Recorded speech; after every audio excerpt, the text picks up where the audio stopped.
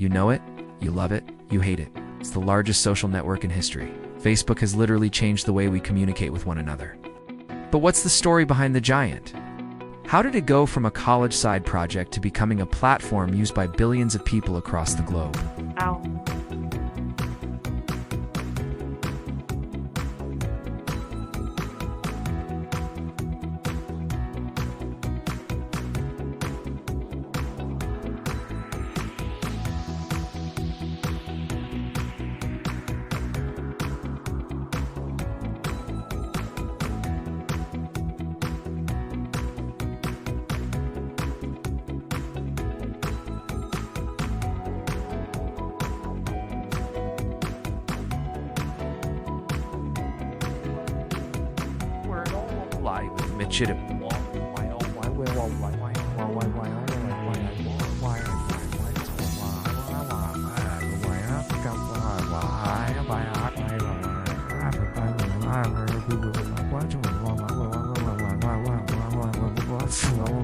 It's the wild, controversial, and brilliant journey of how Facebook went from a Harvard dorm room to a global tech empire.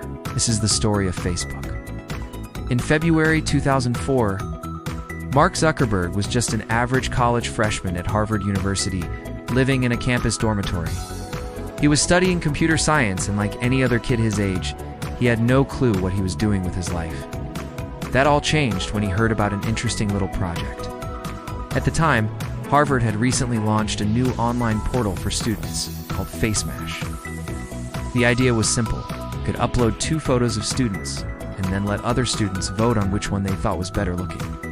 But unfortunately, it didn't last long. After just a few days of launching, it was shut down by Harvard officials because it was violating student privacy by displaying their photos without permission. But this is where things get interesting. While FaceMash only lasted for a few days, it got Mark thinking about creating something similar, but with a twist. Instead of using hot or not style photos of random students, what if he created a website that connected students by letting them share their personal profiles with one another? He thought it would be a great way for students to stay in touch, while also being able to keep up with what their friends were doing. But Mark needed a name for his site. At first, he considered calling it Harvard Connection, but he soon realized that wasn't very original. So instead, he decided to call it Facebook after the term Facebook, which was a slang term commonly used at Harvard to describe the yearbooks that students would use to rate each other's appearance. And that's when everything changed.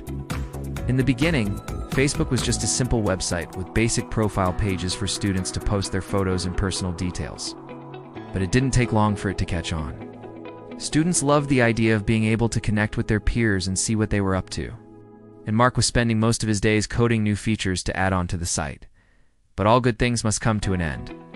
By the end of 2004, Facebook had become extremely popular among Harvard students. But Mark knew he couldn't stop there. If he wanted to grow Facebook into a huge website, he would need to expand to other colleges. So in the spring of 2005, Mark began reaching out to other universities asking if he could launch Facebook at their schools too.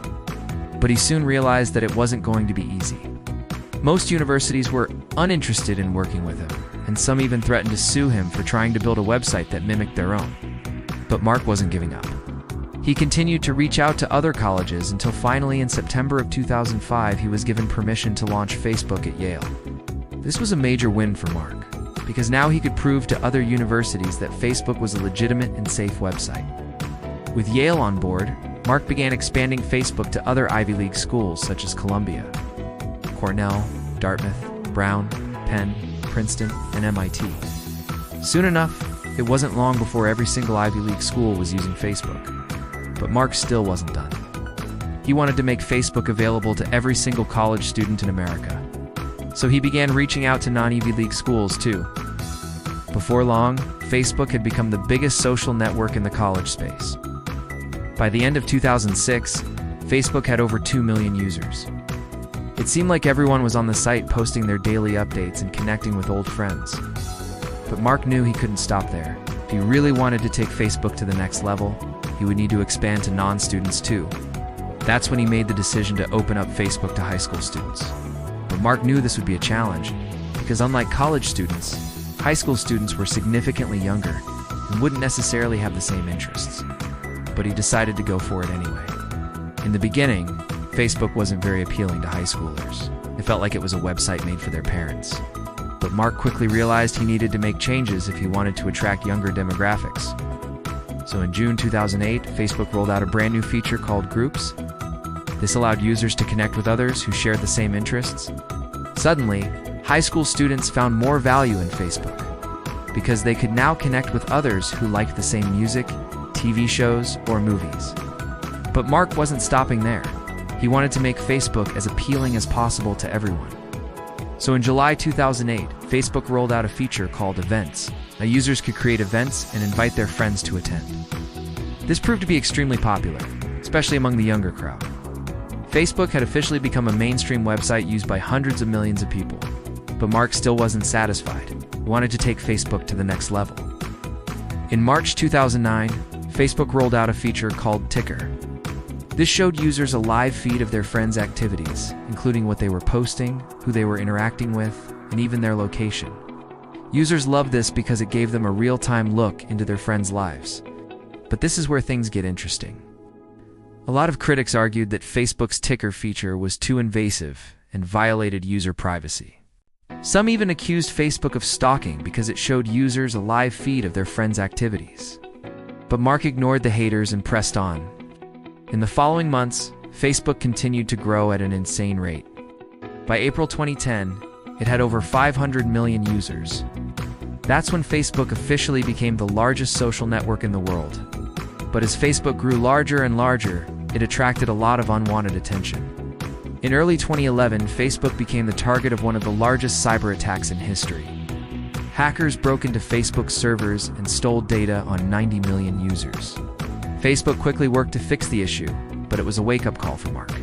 He realized that as Facebook grew, it would continue to attract hackers and data thieves.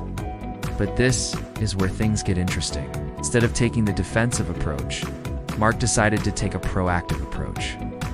He assembled a team of security experts and began building Facebook's very own defense system against hackers. By 2012, Facebook had developed a state-of-the-art system that could detect and prevent cyber attacks in real time.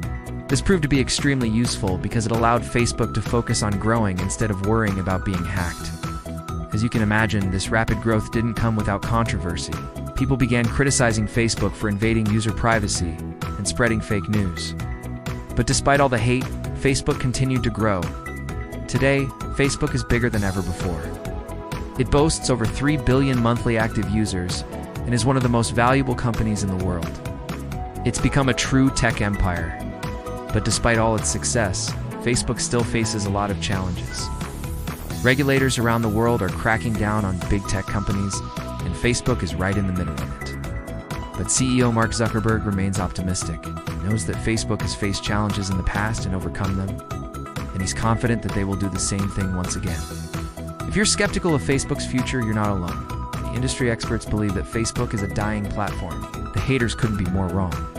Facebook might be losing popularity among millennials and Gen Z, but it's gaining popularity among baby boomers. In fact, 71% of users over the age of 65 use Facebook. So Facebook's total user count will likely continue to rise in the coming years. Even though Facebook's user count will likely continue to rise, its revenue, on the other hand, is expected to fall. But this isn't a death sentence for the company. Facebook can easily survive with just $10 billion worth of revenue per year. Given the company is sitting on a war chest of $100 billion, it can survive for a decade without generating a single dollar of revenue. What do you think about Facebook? Is it a dying platform, or does it have many years left? Comment below. Also drop a like if you glad that you part of the 10% of people who do and to use Facebook. Consider checking out our international channels to watch our videos in other languages, and consider subscribing to see more questions logically answered. But until then, I'll see you guys on the next one.